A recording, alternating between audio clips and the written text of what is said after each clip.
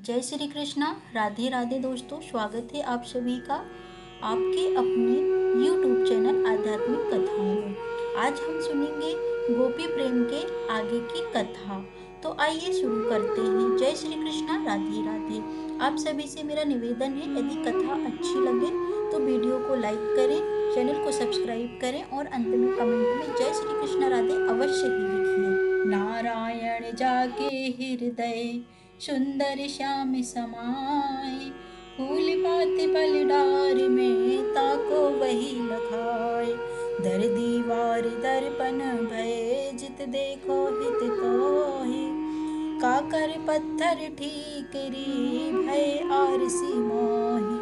अर्थात इस तरह कृष्णमय जगत देखने वाली गोपियों की एक गाथा इस प्रकार है। दिन रात श्री कृष्ण चर्चा में लगी हुई कुछ गोपियों से एक दिन एक गोपी ने पूछा, बहन क्या कहूँ, नंद बाबा गोरे, यशोदा जी गोरी, दाऊ जी गोरे, घर भर में सभी गोरे, पर हमारे श्याम सुंदर ही सावरे कैसे हो गए। इस पर एक कृष्ण दर्शनमयी गोपी ने कहा, बहन क्या तू इतना भी नहीं जानती। अरे कजरारी आँखियन में बसो रहत है दिन रात, पीतम प्यारो है शकी ताते शावर गात। कितने रहस्य की बात है। गोपी की कजरारी आंखों में केवल श्री कृष्ण ही बसते हैं। जगत में उसकी आंखें और किसी को देखती ही नहीं। कुछ लोग कहा करते हैं कि गोपियां भगवान को सर्वव्यापक नहीं मानती थीं। उनका यह कहना ठीक ही है, क्योंकि गोपियां एकमात्र भगवान को ही देखती थीं। जब दूसरी कोई वस्तु ही नहीं रही, तब कौन किसमें व्यापक हो। इस प्रकार श्री कृष्ण के दिव्य प्रेम में डूबी हुई गोपियों के चरण पंकज पराग को बार बार नमस्कार करके अब आगे बढ़ते हैं। गोपी प्रेम में राग का अभाव नहीं है, परंतु वह राग सब जगह से मिटकर भुक्ति और मुक्ति के दुर्गम प्रलोभन पर्वतों को लांघ कर केवल श्री कृष्ण में अर्पण हो गया है। गोपियों के मन प्राण सब कुछ श्री कृष्ण के हैं। यह लोक और परलोक में गोपियां श्री कृष्ण के सिवा अन्य किसी को भी नहीं जानती। उनका जीवन केवल श्री कृष्ण सुख के लिए, उनका जागना, सोना, खाना, पीना, चलना फिरना, श्रृंगार सज्जा करना, कवरी बांधना, गीत गाना, बातचीत करना, सब श्री कृष्ण को सुख पहुंचाने के लिए है। श्री कृष्ण को सुखी देखकर ही संपूर्ण कामनाओं से सर्वथा शून्य उन गोपियों को अपार सुख होता है। भगवान ने स्वयं कहा है, हे अर्जुन, गोपियां अपने शरीर की रक्षा मेरी सेवा के लिए ही करती हैं। गोपियों को छोड़कर मेरा निगूढ़ प्रेम मात्र और कोई नहीं है। यह प्रश्न होता है कि सुख समुद्र विज्ञान घन भगवान को सुख पहुंचाना कैसा? क्या गोपियों के द्वारा ही भगवान को सुख मिलता है? भगवान क्या स्वयं सुख संदेह नहीं है? क्यों नहीं? शक्तिमान भगवान की हृदय शक्ति से श्री राधा जी हैं। वे इस शक्ति को अपने वंशी ध्वनि द्वारा सदा अपनी ओर खींचते रहते हैं। भगवान की यह शक्ति स्वाभाविक ही अपनी सारी अनुगामी अंग शक्तियों सहित सदा सर्वदा भगवान की ओर खींचती रहती है, और भगवान उस आहत को पाकर पुनः उसे उन्हीं शक्तियों को प्रेमी भक्तों को बांट देते हैं। भक्त भगवान की बांसुरी की ध्वनि, भगवान का आह्वान सुनकर घर द्वार की सुधि भुलाकर प्रेमत होकर अपना सर्वस्व न्यौछावर कर भगवान को सुखी करने के लिए दौड़ता है। भगवान उसकी दी हुई सुख की भेंटों को स्वीकार करते हैं और फिर उसी को लौटा देते हैं। दर्पण में अपनी शोभा भरकर दर्पण को शोभा युक्त बनाने वाला पुरुष उस शोभा को स्वयं ही वापस पा जाता है और वह सुख लौटकर उसी को मिल जाता है। इसी प्रकार परम सुख सागर भगवान गोपियों के मुख्य सुख की भेंट को स्वीकार कर उनकी इस कामनाओं की श्री कृष्ण हमें देखकर हमारी सेवा स्वीकार कर हमारे साथ खेलकर सुखी हो पूरी कर देते हैं। भगवान सुखी होते हैं और वह सुख अमृत रूप में बढ़ाकर उन्हीं को दे देते हैं। गोपियों के प्रेम की यही विशेषता है कि गोपियों को निज सुख की कामना रत्ती भर भी नहीं है। उनके मन में अपने सुख के लिए कल्पना ही नहीं होती। वे तो अपने द्वारा श्री कृष्ण को सुखी हुए देखकर ही दिन रात सुख समुद्र में डूबी रहती हैं।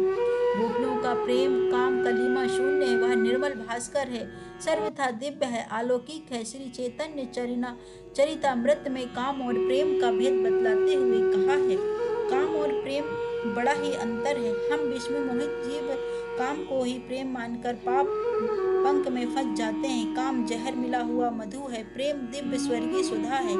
काम थोड़ी है देर में दुख के रूप में बदल जाता है। प्रेम की प्रत्येक कशक में ही सुख सुधा का स्वाद मिलता है। काम में इंद्रिय तृप्ति है, इंद्रिय चरितार्था है। प्रेम में तन्मयता, प्रियतम सुख की नित्य प्रबल आकांक्षा है। काम में इंद्रिय तृप्ति सुख रूप दिखने पर भी परिणाम में दुख रूप है। प्रेम सदा अतृप्त होने पर भी नित्य परम सुख रूप है। काम खंड है, प्रेम अखंड है। काम क्षयशील है, प्रेम नित्य वर्धनशील है। काम में विषय तृष्णा है, प्रेम में विषय विस्मरण है। काम का लक्ष्य विषय है, आत्म तृप्ति है। प्रेम का विषय पूर्ण त्याग है और चरम आत्म स्मृति है। अर्थात प्रेम से ही काम का नाश हो जाता। यद्यपि प्रेमी अपने प्रेम इष्पद को सुख पहुंचाने की इच्छा को कामना ही मानता है और समस्त इंद्रियां, मन और बुद्धि एकमात्र प्रेम मुखी होने से उसे कामना ही कहते हैं, परंतु वह शुद्ध प्रेम अर्थात काम नहीं है।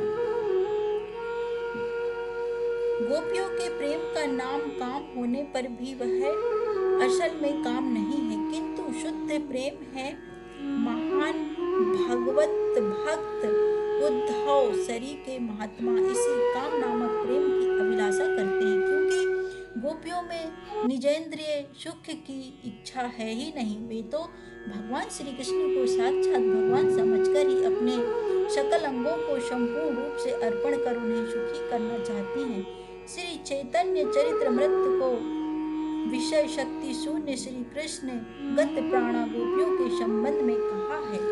अपने तन मन धन रूप यौवन लोक परलोक सबको श्री कृष्ण सुख सामग्री समझकर श्री कृष्ण सुख के लिए शुद्ध अनुराग करना ही पवित्र गोपी भाव है। इस गोपी भाव में मधुर रस की प्रधानता है। रस 5 है, शांत, दास्य, सख्य, वात्सल्य और माधुर्य। लौकिक और ईश्वरीय दिव्य भेद से ये पांचों रस 2 प्रकार के हैं, अर्थात लौकिक प्रेम भी उपयुक्त 5 प्रकार का है और दिव्य प्रेम भी 5 प्रकार का है, परंतु इन पांचों में मधुर रस कांता प्रेम सबसे ऊंचा है, क्योंकि इसमें शांत, दास्य, शक्ल, वात्सल्य ये चारों ही रस विद्यमान हैं। यह अधिक गुण संपन्न होने से अधिक स्वादिष्ट है, इसलिए इसका नाम मधुर है। इसी प्रकार दिव्य प्रेम में भी कांता प्रेम मधुर रस ही सर्व प्रधान है।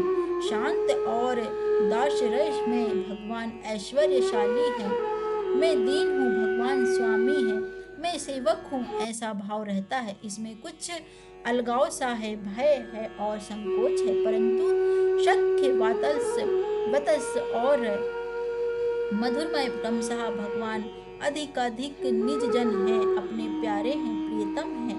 इनमें भगवान ऐश्वर्य को भुलाकर, विभूतियों को छिपाकर सखा, पुत्र या कांत रूप से भक्त के सामने सदा प्रकट रहते हैं। इन रसों में प्रार्थना कामना है ही नहीं।